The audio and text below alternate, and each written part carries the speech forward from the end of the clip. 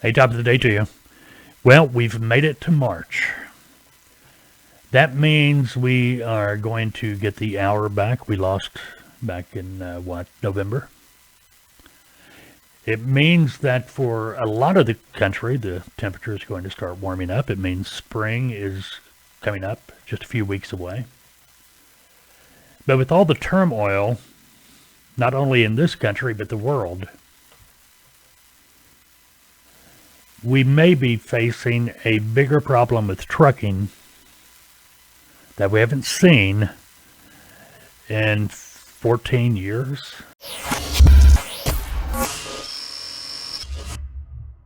My name is Mike. This is Freight Broker TV, and today we're going to be talking about fuel prices.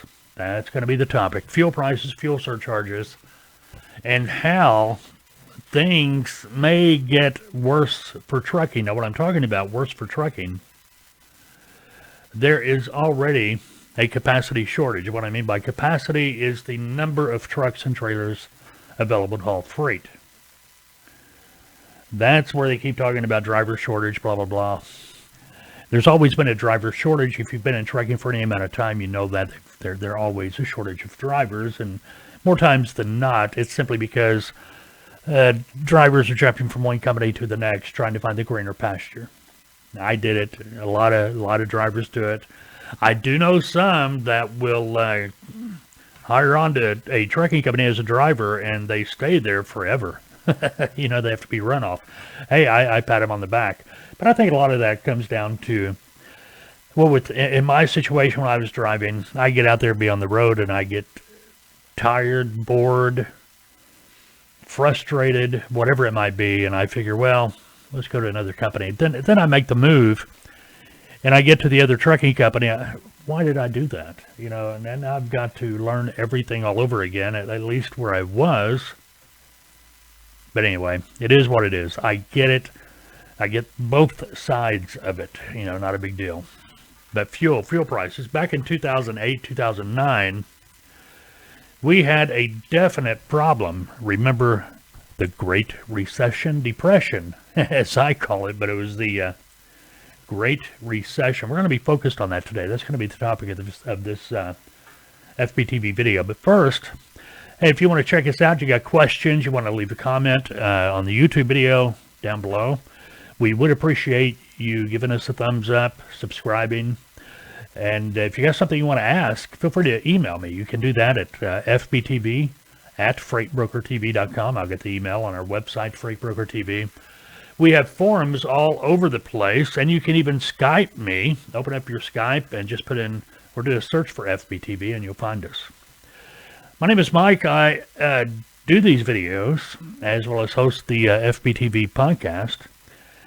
But my real job is I'm a consultant for Tautoa. Tautoa, if you do or don't know, we're a training and consulting firm focused on the transportation industry. We've been training transportation professionals for, pushing 30 years.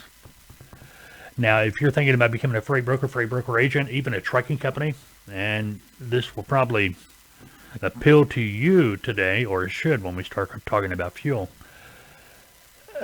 Yeah, we can train you, we can place you. We have all kinds of different packages. All of our packages are consulting packages. We have 3 that include live in-depth training, or you get the option for on-demand training. Guaranteed placement, to where you can start as a freight broker agent, so you don't have to go out here and spend bukus of money to get your license and insurance and bonds and all that.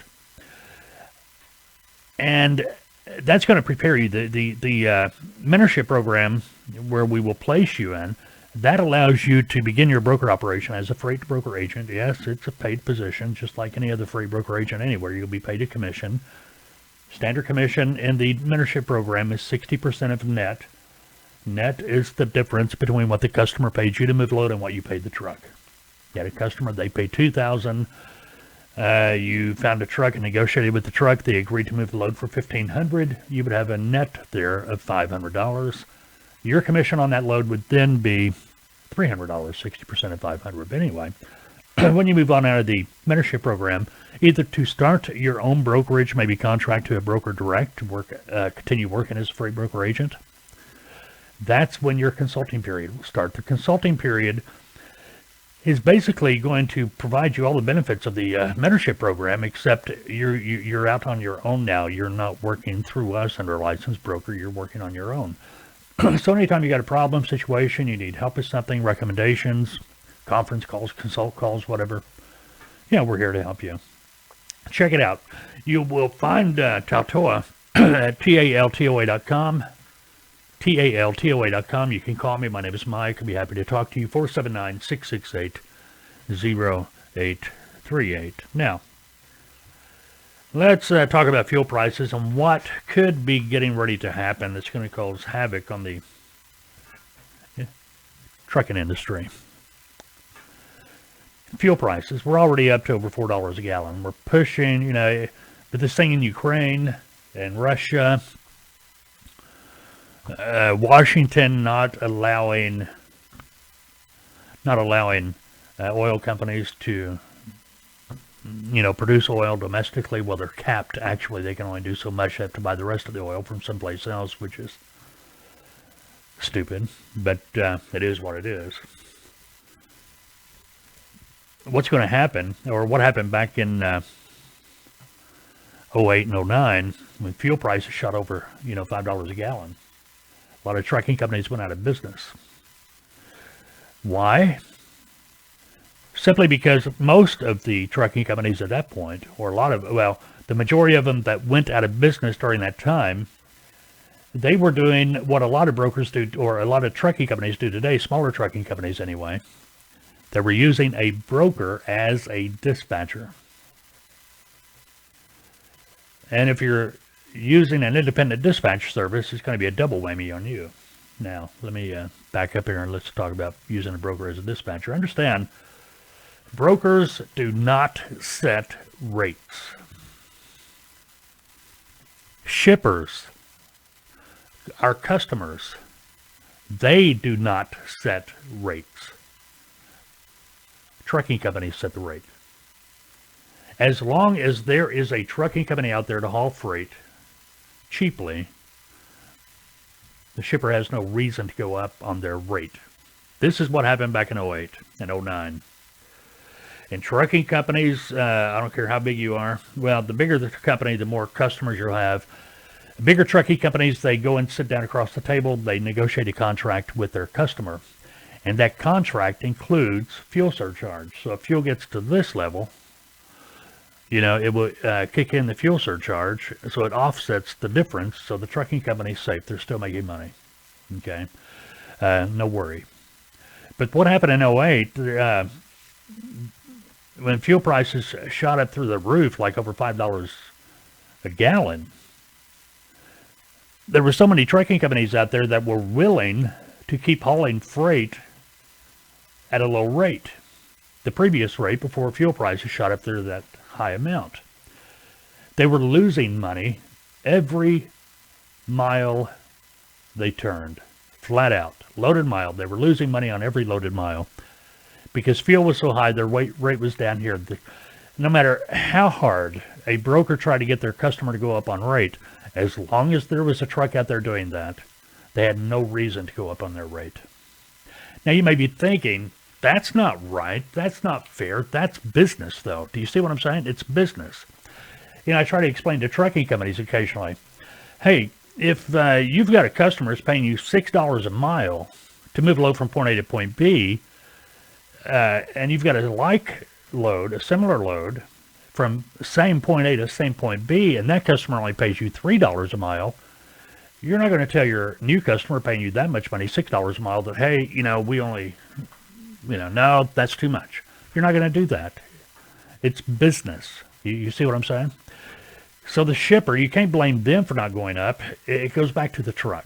And I'm not knocking trucks. We need the trucks. I'm all for trucking, obviously. But you've got to do it right. There were actually trucks out there that were hauling loads, losing money on every mile they turn, And their excuse for doing it is we were creating a cash flow. No, you're not. You can't use that type of mentality. If you go a mile down the road and you lost 50 cents off what the customer is paying to move that truck a mile down the road, you did not make money. You have no cash flow. Well, you do, but it's going to be a negative cash flow because it's costing you more money than what you're making to move that load. And we're getting very close to entering that phase now. Using DAT, average fuel surcharge between dry vans, flatbeds, and refrigerated loads, loads, the average fuel surcharge is just over 49 cents per mile. Now, diesel, at the time we're recording this, the average price of diesel is $4.05 a gallon. Now, keep in mind, the fuel surcharge is making up the difference on the cost of fuel. But here we are. Diesel's $4.05 a gallon on average. A big truck is going to get 6.5, 7 miles a gallon. I'm going to use 7 because it's an easy number to work with. Well, if the fuel surcharge is 49 cents per mile right now on average, that's going to work out to the fuel surcharge for a truck to move 7 miles down the road. They will make $3.43. Fuel is $4.05. Do you see the problem here?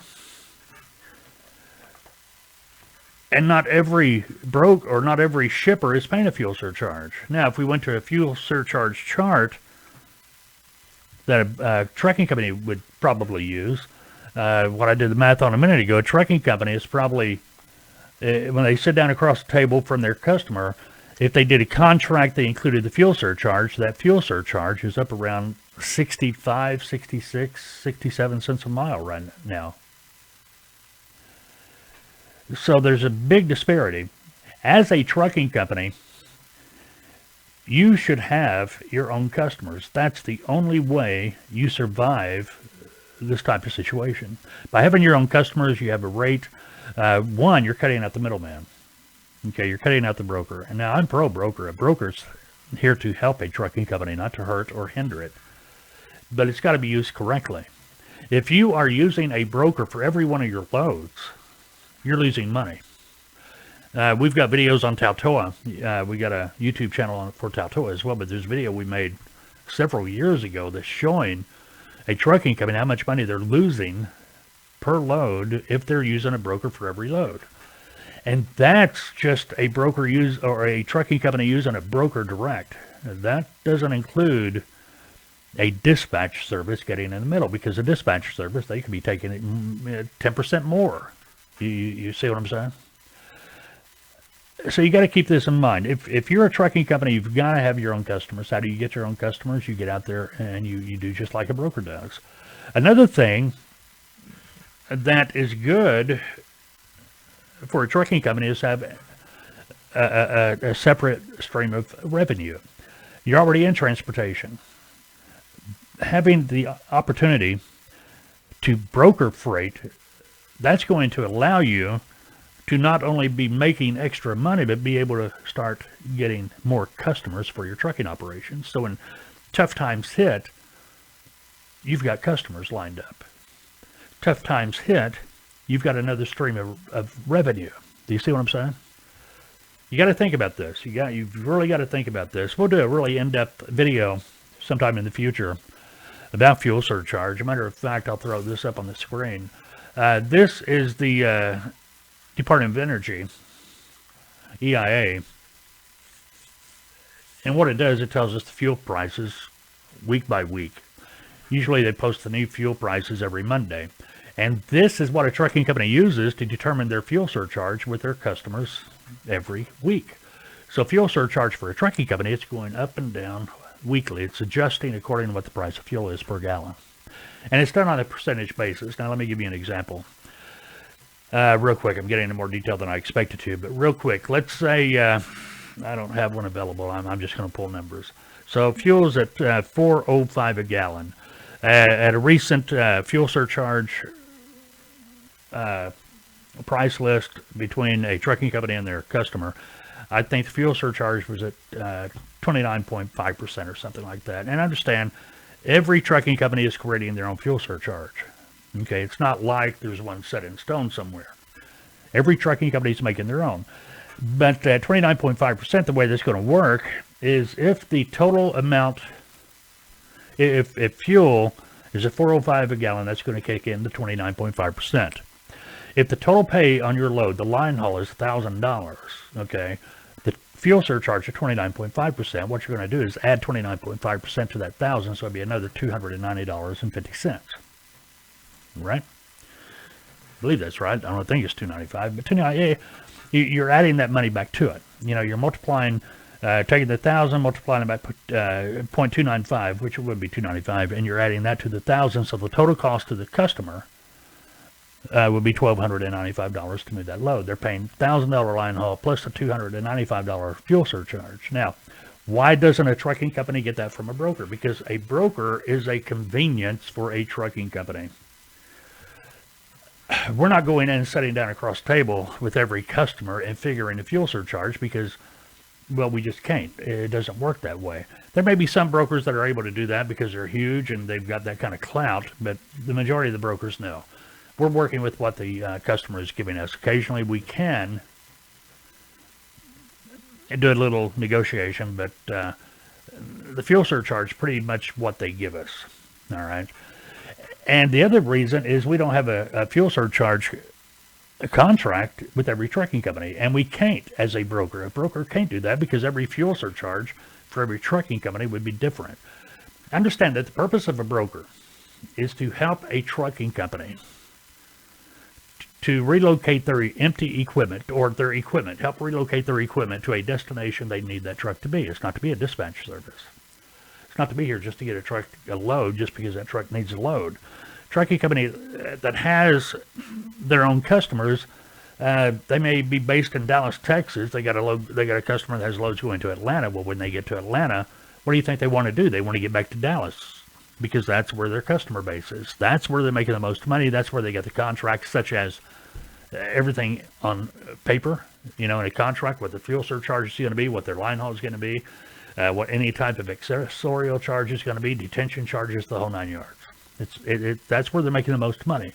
So when that truck gets empty in Georgia, they're using a broker to get a backhaul to Dallas so they can focus on making more money. The trucking company's able and willing to give up a little bit of money off the top for that load coming out of Georgia going back to Dallas for the convenience of having a load and not having to go all the way back to Dallas empty. See? All right. Hopefully that kind of helped you, and hopefully we don't run into this problem. But if you are a small trucking company, and you don't have your own loads, or your own customers, I should say, hold on tight. And don't take a load that's going to give you a negative cash flow. Say no. No, saying no will get that rate up. Say, I got customers right now, I watch them all the time. They put a load out there, they start at a bottom dollar. Nobody touches it, it's not going to move. I can see it, I know it's not going to move at that rate, or it shouldn't. And by the end of the day, it jumped up a couple $100. You know, if it hasn't moved tomorrow, it jumped up more. No works. Just say no.